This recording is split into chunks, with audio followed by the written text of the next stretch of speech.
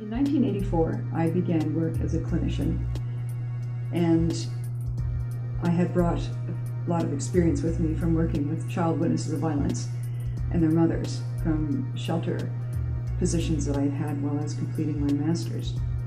And I began to develop some specific techniques that I had never seen before or heard about before, and I found that they were working very well.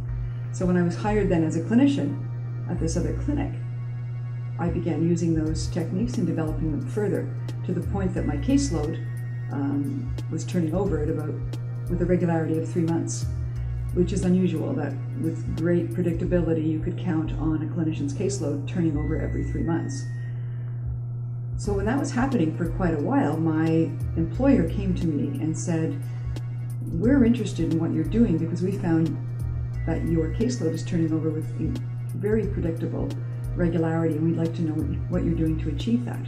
So I explained what I was doing and the work that I was doing with the clients that I had, and how I was working very closely with the caregivers of those children as well.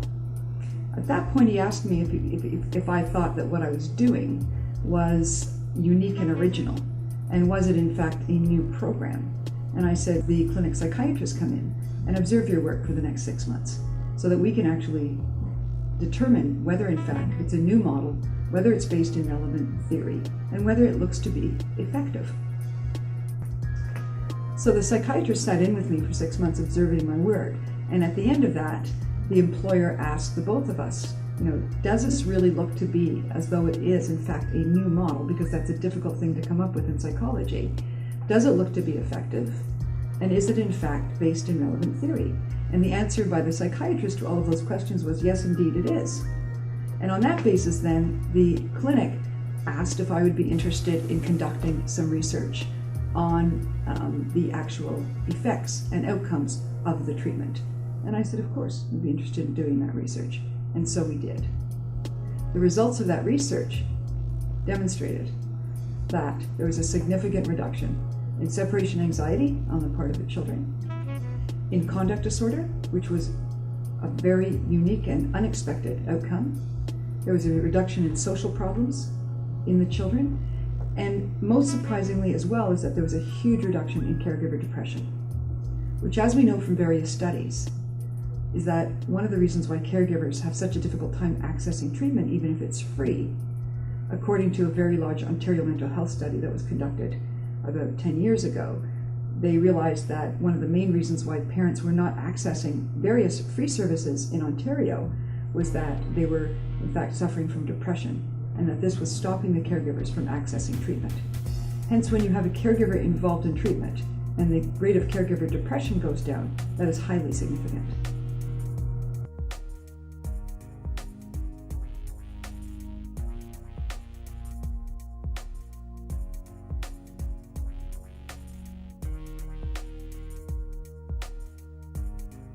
So the hypothesis of this treatment form that I was utilizing and of this model was that it was showing outcomes that I had never seen before in the years that I had been working as a clinician.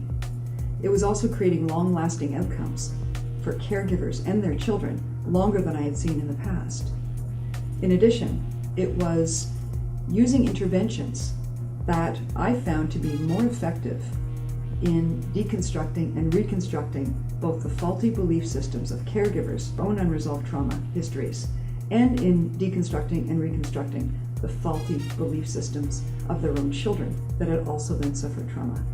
So this became an extremely exciting aspect of the model, that I believe that the interventions themselves were also playing a large part in the effectiveness and the rate at which we were able to achieve change in the behaviors and symptoms, both of caregivers and their children.